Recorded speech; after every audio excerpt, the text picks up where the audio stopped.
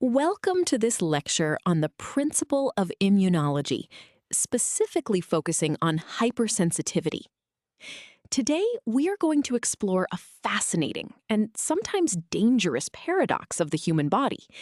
We usually think of our immune system as our ultimate protector, a shield against disease. But what happens when that shield becomes a weapon directed at harmless things in our environment? Understanding this phenomenon is crucial for anyone studying zoology or medicine, as it forms the basis of allergies, asthma, and autoimmune diseases. Let us dive in and uncover how and why the body sometimes overreacts. To begin, imagine you hire a highly trained, heavily armed security guard to protect your house from dangerous burglars. Most of the time, this guard does a fantastic job keeping your family safe. But one day, the friendly neighborhood mailman walks up to drop off a letter.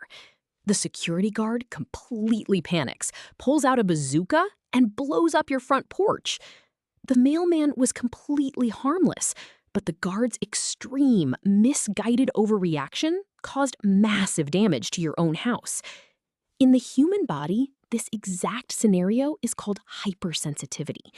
Your immune system is the security guard, and harmless things like pollen or pet dander are the mailman. Instead of ignoring them, your body launches a destructive attack. Now that we understand the analogy, let us look at the formal biological definition. Formally, hypersensitivity is defined as an exaggerated, inappropriate, or misdirected immune response to an antigen that results in tissue damage or disease. Normally, a healthy immune system exhibits a state called tolerance to harmless environmental substances, meaning it knows to leave them alone. However, in a hypersensitive individual, this critical tolerance is broken.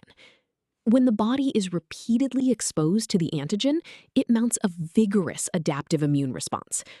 In this specific context, the harmless antigen that triggers the panic is called an allergen. This breakdown in tolerance is the root cause of all allergic reactions.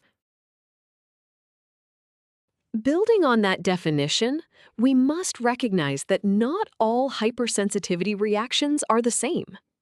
Scientists Gell and Coombs classified these immune overreactions into 4 distinct types, based entirely on the underlying immune mechanisms causing the damage. Let us look at the first 2. Type 1 is the immediate hypersensitivity that most people associate with standard allergies. It is mediated by IgE antibodies and happens very quickly. Type 2, on the other hand, involves cytotoxic antibodies that mistakenly target and destroy your own healthy cells. Understanding these distinct pathways is essential because they dictate both the symptoms a patient will experience and the medical treatments required to stop the reaction. Continuing with the Gell and Coombs classification, we have the final 2 categories. Type 3 hypersensitivity is driven by immune complexes, which are clumps of antigens and antibodies getting physically stuck in tissues and blood vessels, leading to severe inflammation. Finally, type 4 is unique because it is a delayed reaction. Unlike the first 3 types, type 4 is not mediated by antibodies at all. Instead, it is driven by T cells. This is why reactions like poison ivy take a day or 2 to appear. By categorizing these 4 types, medical professionals can pinpoint exactly which immune components are causing tissue damage and respond accordingly. So why is mastering this classification so important? Understanding hypersensitivity is absolutely critical because it explains some of the most common and potentially deadly medical conditions in the world. Without this knowledge, we would have no way to treat everyday allergies, asthma, or life-threatening anaphylactic shock caused by bee stings or peanuts. It also forms the foundation for understanding why blood transfusions must be carefully matched. Giving the wrong blood type triggers a severe type 2 reaction that destroys red blood cells. Furthermore, many autoimmune diseases are essentially hypersensitivity reactions directed at self-antigens. By studying these pathways, doctors can develop targeted therapies, like antihistamines or epinephrine autoinjectors, to save lives. Now that we understand the clinical importance, let us look at how we can mathematically model these reactions. To understand how strongly an antibody, like IgE, binds to an allergen, we use the concept of chemical affinity. This formula is derived from the law of mass action. The symbol Ka represents the association constant, which measures the strength of the binding in liters per mole. In the numerator, we have the concentration of the bound antigen-antibody complexes. In the denominator, we have the concentrations of free antigen and free antibodies. In plain English, this tells us the ratio of bound complexes to free molecules. If the concentration of the allergen increases, the system shifts to create more complexes, triggering a stronger hypersensitivity response. A higher Ka means a tighter bind and a more severe allergy. Let us apply this formula to a real-world example. A patient is exposed to peanut proteins. Blood tests reveal the free peanut antigen concentration is 0.002 moles per liter, and free IgE antibodies are at 0.005 moles per liter. The bound complex is measured at 0.04 moles per liter. We need to calculate the association constant to determine the allergy's severity. We start by substituting our given values into the affinity equation.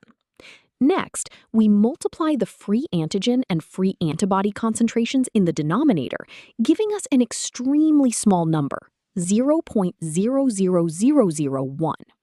Finally, dividing the numerator by this denominator gives us 4,000 liters per mole.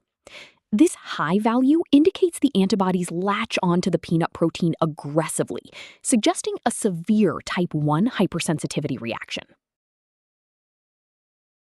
Once those antibodies bind tightly to the allergen, the immune cells, specifically mast cells, begin to release inflammatory chemicals like histamine.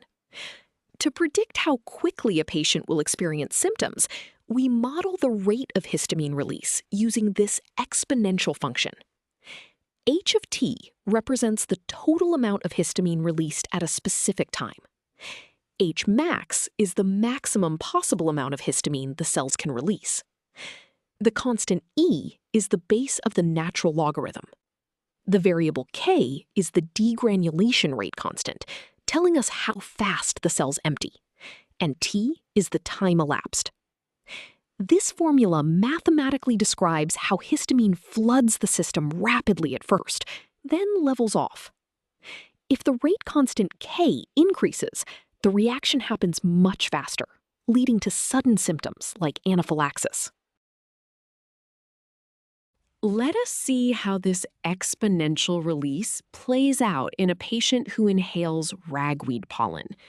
Laboratory analysis shows the maximum histamine capacity is 200 micrograms. The rate constant is 0.5 per minute. We want to calculate the histamine released after exactly 2 minutes. We plug our values into the equation, setting up the mathematical decay function. First, we multiply the rate constant by the time, which gives us an exponent of -1. We then evaluate e to the power of -1, which is approximately 0.368. Subtracting this from 1 gives 0.632, meaning 63.2% of the histamine has been released. Multiplying this by the maximum capacity gives exactly 126.4 micrograms. This rapid chemical flood explains why allergy symptoms appear almost immediately. Now that we have calculated the histamine release, let us visualize exactly where it comes from. On screen is a diagram of the type 1 hypersensitivity mechanism.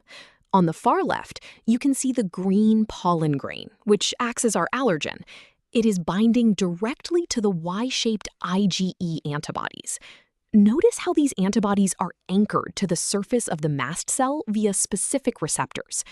When the allergen cross-links these antibodies, it sends a critical signal inside the cell. Following the arrow to the right, you see the result: degranulation. The mast cell bursts open its internal granules, releasing a flood of those red dots, which represent histamine and cytokines, into the surrounding tissue. This visual perfectly captures the biological event that our previous exponential formula was modeling. To wrap up our lecture, let us review the key takeaways. First, hypersensitivity is the immune system's well-intentioned but ultimately harmful overreaction to harmless environmental antigens, breaking normal tolerance.